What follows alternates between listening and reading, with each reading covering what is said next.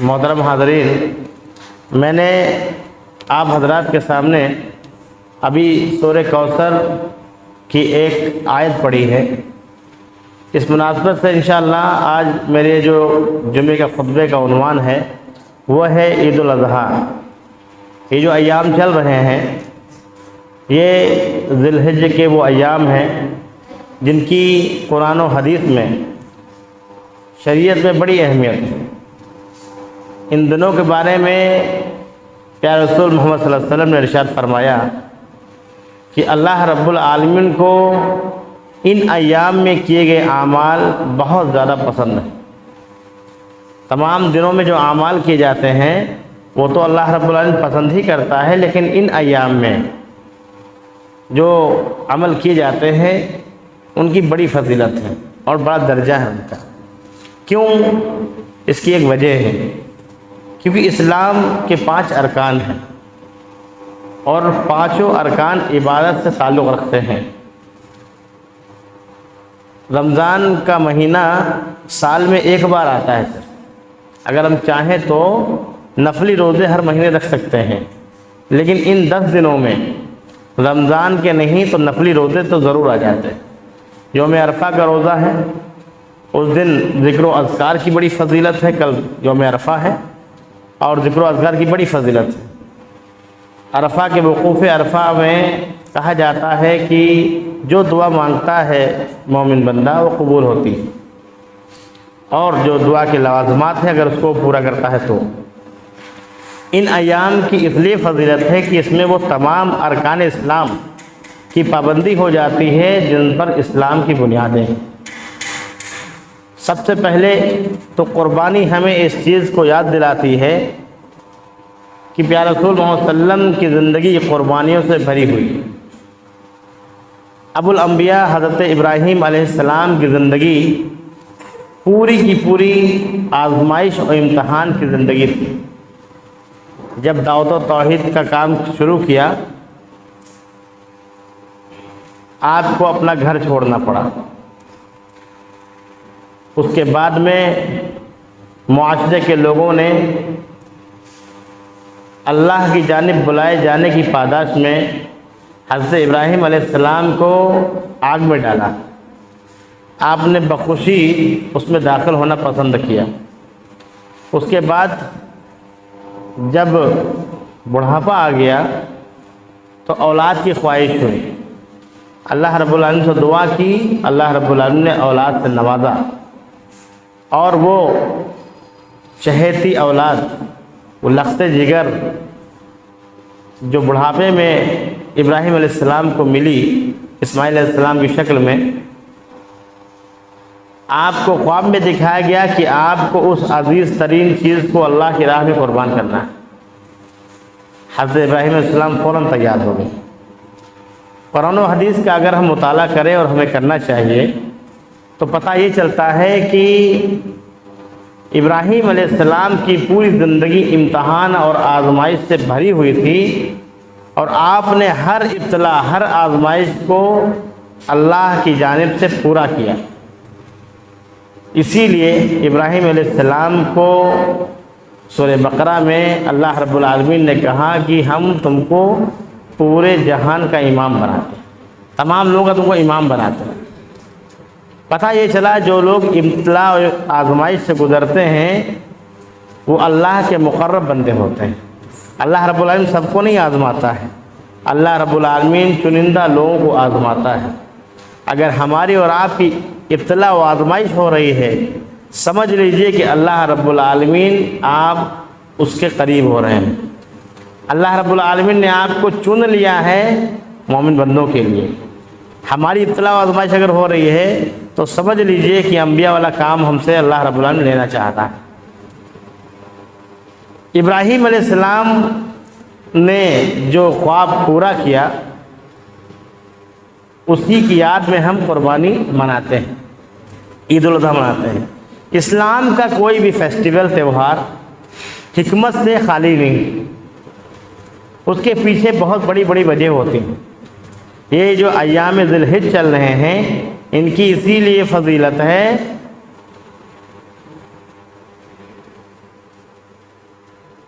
کیونکہ اس میں قربانی جیسا ایک اہم فریضہ ہم انجام دیتے ہیں، یوم عرفہ کا روزہ رکھتے ہیں، اسی مہینے میں حج ہوتا ہے، انہی دنوں میں حج ہوتا ہے، ایام تشریق میں زارہ زارہ اذکار پڑھنے ہیں، صبح سے شام تک تکبیرات پڑھنی ہیں۔ یہ وہ تمام اعمال جو اللہ رب العالمین سے ہم کو قریب کرتے ہیں، وہ ان 10-12 دنوں میں یہ ہم کو بہت زیادہ کرنے کو ملتے ہیں اور ایک ساتھ ملتے ہیں۔ روزہ بھی ہے، اذکار بھی ہے، نمازیں تو الحمدللہ ہم پڑھتے ہی ہیں، اور قربانی بھی دیتے ہیں اللہ رب العالمین کی بارگاہ میں۔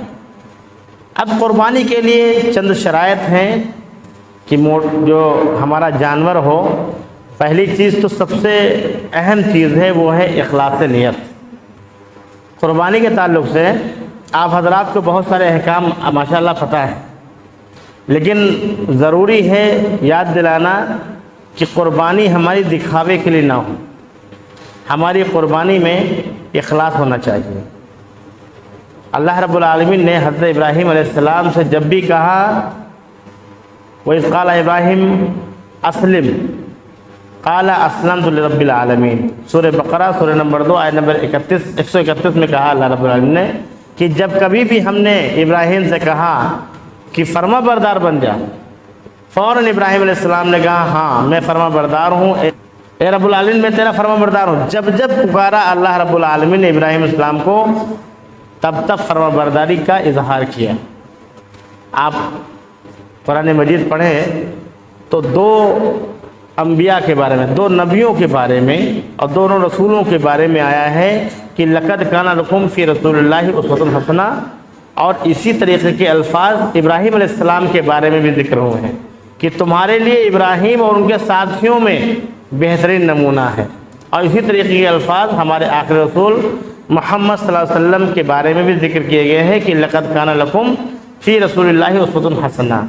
اب ان دونوں کو جوڑ لیجیے آپ۔ ابراہیم علیہ السلام کی زندگی جو ہے وہ ابتلا و آزمائش کی ہے، قربانیوں سے بھری ہوئی ہے، اور پیارے رسول محمد صلی اللہ علیہ وسلم اور آپ کے صحابہ کرام ان کی بھی زندگی ابتلا و آزمائش سے بھری ہوئی۔ ایک بات آپ ذہن نشین کر لیجئے، بغیر قربانی کے نہ آپ کو فلاح ملے گی، نہ آپ ترقی کریں گے، نجات بھی نہیں۔ یہ زندگی قربانی چاہتی ہے۔ ہم اور آپ قربانی کا تہوار ایک رسم کی طریقے سے مناتے ہیں، اور کہنے والی بات نہیں، اللہ معاف کرے، ہم لوگ نماز کو، روزے کو اور دین کے جتنے بھی ارکان ہیں ان کو ایک رسم کی طرح سے ادا کر رہے ہیں۔ اس کی جو روح تھی، اس کی جو اصل تھی، وہ مفقود ہو گئی، وہ جا چکی ہے۔ اسی لیے آج اسلام سے، مسلمانوں سے لوگوں کو تکلیف ہے، لوگوں کو مسلمان چبھتے ہیں۔ کیوں؟ کیونکہ اصل اسلام کی جو تعلیمات تھی ان پر ہم جیسے مسلمان عمل نہیں کرتے۔ کیا ہونا چاہیے تھا اور کیسے ہم ہیں؟ کیا تعلیمات پیارے رسول محمد صلی اللہ علیہ وسلم کی، حضرت ابراہیم علیہ السلام کی اور تمام انبیاء کی اور صحابہ کرام کی تھیں، اور کس طریقے سے ہم ہیں؟ آج ابراہیم علیہ السلام کی موقع چل رہا ہے قربانی کا، تو ابراہیم علیہ السلام کو ذرا ذرا یاد کیجیے آپ۔ ابراہیم علیہ السلام کی ایک آزمائش یہ بھی تھی کہ اپنے دودھ پیتے بچے کو اور اپنی بیوی کو بے آب ہو گیا، مطلب ویران جنگل میں، جہاں مکہ اس وقت آباد ہے، جہاں بیت اللہ ہے، خانہ کعبہ ہے، اس وقت بیاباں تھا، کچھ نہیں، صرف پہاڑ ہی پہاڑ تھے۔ اللہ کے حکم سے چھوڑ دیا۔ اب وہ وفا شعار بیوی پوچھتی ہے یہ آپ کا حکم ہے یا اللہ کی جانب سے؟ کہا اللہ کی جانب سے۔ کہا پھر کوئی بات نہیں، اللہ رب العالمین کے حکم سے اگر آپ نے کیا ہے ایسا تو اللہ رب العالمین تو ہمارا خیال رکھے گا۔ فرما بردار والد، فرما بردار بیٹا، تو فرما بردار بیوی، فرما بردار ماں۔ کل ملا کر کے اسلام چاہتا ہے مسلمان کا مطلب یہ ہوتا ہے فرما بردار۔ اللہ اس کے رسول کے فرما بردار بن جائیے گا۔ جو کچھ اللہ رب العالمین نے کہا ہے، پیارے رسول محمد صلی اللہ علیہ وسلم نے کر کے دکھایا ہے، اس پر عمل کرنا یہی فرما برداری ہے۔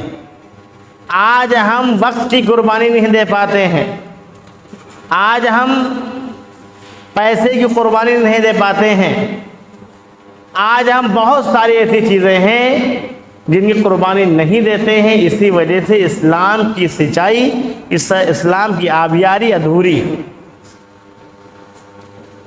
ہماری نمازوں میں پابندی نہیں، جبکہ میں نے جو خطبے کے بعد آیت پڑھی ہے وہ صاف طور سے بتاتی ہے کہ فَصَلِّ لِرَبِّكَ وَانْحَرْ، اپنے رب کے لیے ہی قربانی کرنا ہے اور اپنے رب کے لیے ہی نماز پڑھنا ہے۔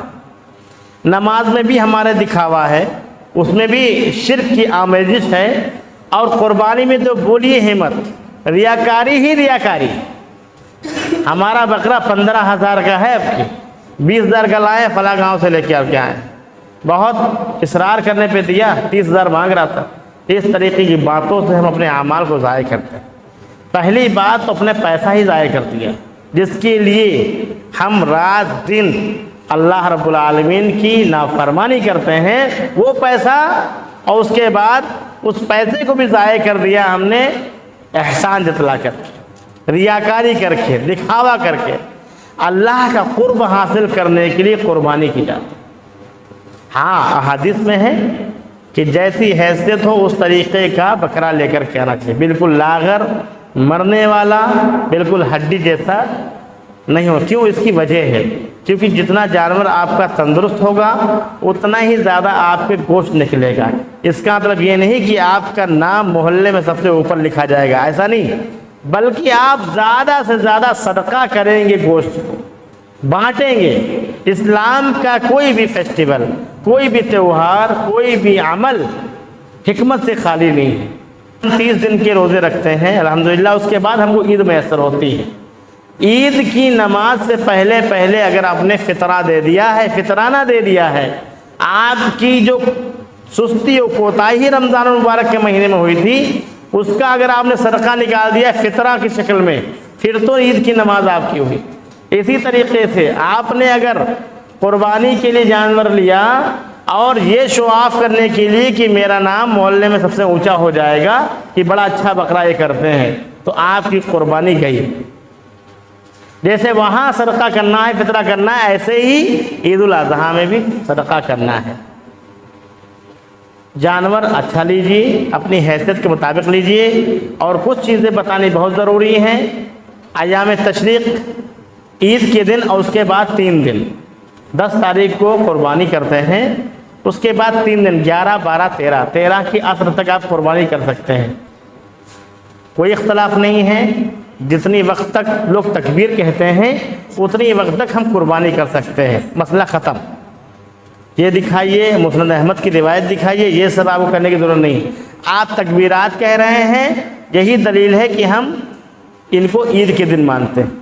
تکبیرات کسی بھی مساجد میں، کسی بھی مسجد میں آپ دیکھ لیجئے، 13 تاریخ کی عصر تک لوگ، بلکہ ہاں عصر تک تکبیر کہتے ہیں، اور 13 تاریخ کی عصر تک ہم قربانی کر سکتے ہیں، بلکہ مغرب سے پہلے کر سکتے ہیں، جب تک وقت شروع نہ ہو جائے 14 کا۔ یہ ایک چیز کلیئر ہو گئی۔ دوسری چیز یہ ہے کہ یوم عرفہ آج نہیں بلکہ کل ہے، سعودی عرب میں آج ہے، آج وقوف عرفہ ہے، وہاں کے لوگ وہاں روزہ رکھیں گے۔ ہمارا مسئلہ، ہمارا جو چاند، جس طریقے سے ہم عید مناتے ہیں، رمضان کا روزہ رکھتے ہیں، اسی طریقے سے عرفہ کا بھی روزہ رکھتے ہیں۔ اختلاف تب پیدا ہوتا ہے جو لوگ روزہ نہیں رکھتے ہیں یا روزے میں کوئی اور چاند مان لیتے ہیں۔ روزے میں کوئی اختلاف نہیں ہے، عید ایک دن کے یہاں پہلے ہو جاتی ہے، تو ایک دن پہلے عرفہ بھی ہو جائے گا ان کا۔ ہمارے چاند کے حساب سے، ہمارے کیلنڈر کے حساب سے ہمارا عرفہ ہوگا، ہمارا عرفہ کا روزہ ہوگا، اس میں بھی اختلاف کوئی نہیں ہے۔ اگر آپ چاہیں تو تمام اختلافات کو دور کر سکتے ہیں دلیل اور حکمت کی روشنی میں۔ دلیل ہوتی ہے تو باتیں حکمت سے خالی ہوتی ہیں، حکمت ہوتی ہے تو دلیل نہیں ہوتی۔ دونوں چیزیں ہوں، اور جس کو جس طریقے سے برتنا ہے، بتانا ہے، اس طریقے سے بتانا چاہیے۔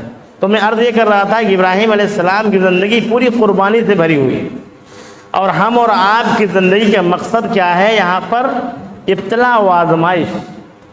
بارہا اللہ رب العالمین نے قرآن حکیم میں کہا ہے کہ ہم تم کو آزمائیں گے، ہم تمہاری آزمائش کرتے ہیں شر و خیر سے۔ ہر طریقے کی ابتلاء و آزمائش میں ہمارے انبیاء کرام کو ڈالا گیا، اور انبیاء نے تمام انبیاء نے اور رسولوں نے وہ ابتلا و آزمائش کو مکمل کیا، پھر اللہ رب العالمین نے ان کو برگزیدہ بندہ بنایا۔ اگر اللہ رب العالمین ہماری ابتلا و آزمائش کر رہا ہے تو ہم بھی قربانی کے لیے تیار ہو جائیں اور اخلاص کے ساتھ اپنے اعمال کو اللہ رب العالمین کے سامنے پیش کریں تاکہ اللہ تعالیٰ قبول کرے، ورنہ ہمارا وقت بھی ضائع ہوگا اور ہمارا پیسہ بھی ضائع ہوگا۔ اور کچھ باتیں ایسی ہیں جو ہمارے رواج میں ہیں قربانی کے تعلق سے، بلکہ جانور کے تعلق سے۔ آپ یہ دیکھ لیجئے کہ قربانی اس جانور کی ہوگی جو بلا عیب ہو۔ بلا عیب مطلب کان کٹا نہ ہو، کیونکہ کان کٹے کا ابھی کچھ دن پہلے ہوا ہے، مشرکین جو ہے شیطان کہتا تھا کہ جانوروں کے کان کاٹ دو، یہ کسی کے نام ہو گیا ہے۔ عیب دار جانور نہیں چلے گا، لنگڑا پیدائشی ہو یا اندھا ہو یا کوئی کٹا پٹا ہو تو وہ اللہ رب العالمین کی بارگاہ میں نہیں چلے گا، بلکہ تندرست اور صحیح سلامت جانور ہونا چاہیے۔ دوسری چیز یہ ہے کہ لوگ قربانی کرنے سے پہلے بہت سارے لوگ یہ رسم بنا چکے ہیں کہ اس کو نہلانا اور گلاب کا اس کا مالا والا پہناتے ہیں لوگ، یہ سب پوری طریقے سے غلط چیز ہے۔ قربانی خود کرنی چاہیے، خود دعا ایک پنے کی دعا نہیں ہے جو یاد نہ ہو، بسم اللہ اللہ اکبر کہہ کر کے آپ قربانی کر دیجیے۔ اللہ رب العالمین نیت کو دیکھتا ہے، اللہ رب العالمین کیا کر دیکھتا ہے؟ نیت کو دیکھتا ہے، اور نیت آپ کی کہیں نہیں جاتی، نیت کی جاتی ہے، وہ دل میں ہوتی۔ اخلاص کے ساتھ اگر آپ قربانی کر دیں گے تو انشاءاللہ پوری ہو جائے گی۔ جس طریقے سے ہم نماز میں دکھاوا نہیں کر سکتے، اسی طریقے سے ہم قربانی میں دکھاوا نہیں کر سکتے۔ قربانی میں بھی شرک ہو جاتا ہے۔ ہم قربانی کریں اللہ رب العالمین کے نام کریں، سنت ابراہیمی ہے، محمد صلی اللہ علیہ وسلم کی سنت بھی ہے، لیکن یہ واجب نہیں ہے۔ بہت سارے لوگ کہتے ہیں جتنے گھر میں لوگ ہیں سب کے نام ہونا چاہیے۔ آپ صلی اللہ علیہ وسلم کی روایات ہیں کہ ایک بکرا پورے گھر کو کفایت کر جاتا ہے، ایک بکرا پورے گھر کو کفایت کر جاتا ہے۔ تو ایک بکرے میں پورا گھر شامل ہو سکتا ہے، تو کوئی ضروری نہیں کہ آپ 10 لوگ ہیں تو 10 بکرے کریں۔ بکرے کی جگہ بکری بھی کر سکتے ہیں، بالکل جائز اور درست ہے، بلکہ بہتر ہے۔ جو لوگ حصہ لیتے ہیں بڑے جانور کا، جس کو بھینس کہتے ہیں، اس کا قرآن و حدیث میں کہیں ذکر نہیں ہے۔ لہٰذا میں اپنے طور پہ یہ کہنا چاہتا ہوں کہ ہماری جماعت کے بیشتر لوگ حصہ لیتے ہیں، اس سے پرہیز کریں، اتنے ہی پیسے میں آپ کی بکری آ جائے گی جو بالکل بکرے جیسی ہوگی۔ اور ہم لوگ جو 11 مہینہ گوشت کھاتے ہیں کوئی ضروری تو نہیں وہ بکرے کا ہی مل جائے، اکثر بکری کا کاٹ کے دے دیتے ہیں قصائی لوگ، اور بکرا بکری کوئی فرق نہیں ہے۔ پیارے رسول صلی اللہ علیہ وسلم کی زندگی کو اگر پڑھیں آپ تو لفظ شات آیا ہے عربی میں، شات مانے بکری ہوتا ہے، بکری کی 10 نبی صلی اللہ علیہ وسلم کو زیادہ پسند۔ بھینسے کی قربانی یا بھینسی کی قربانی بڑے جانور میں نہیں کرنی چاہیے۔ اور جو یہاں پر بین ہے جس کو گائے اور بیل بولتے ہیں وہ قطعی نہیں کرنی چاہیے قرآن و حدیث میں ہونے کے باوجود بھی۔ کیوں؟ کیونکہ کوئی پوچھتا ہے تو آپ اس کو نہیں کاٹ سکتے، یہ بالکل صاف بات ہے، اس میں کوئی جھجھک کی بات نہیں ہے کہ آپ ایسا نہیں کہ اسلام پہ عمل نہیں کر پائیں گے۔ جہاں پر نہیں بین ہے ادر کنٹریز میں وہ کاٹ سکتے ہیں، لیکن ہندوستان میں بہت سارے ایسے بھائی ہمارے ہیں جو پوچھتے ہیں مت کاٹیے، اس کے بعد شکلیں ہیں آ کے بکرا ہے، بکری ہے، دمبا ہے، دمبی ہے، اونٹ ہے، اونٹنی ہے، ان کو آپ ذبح کر سکتے ہیں۔ جس طریقے سے ہم بھینس سے پرہیز کر رہے ہیں اس سے بہت زیادہ ہم گائے اور بیل سے پرہیز کریں، قطعی نہ کاٹیں۔ اور سن لیجئے، بتایا جا رہا ہے کہ نفرت کی ہوائیں چل رہی ہیں، گوشت بانٹنے میں تھوڑا احتیاط کیجیے۔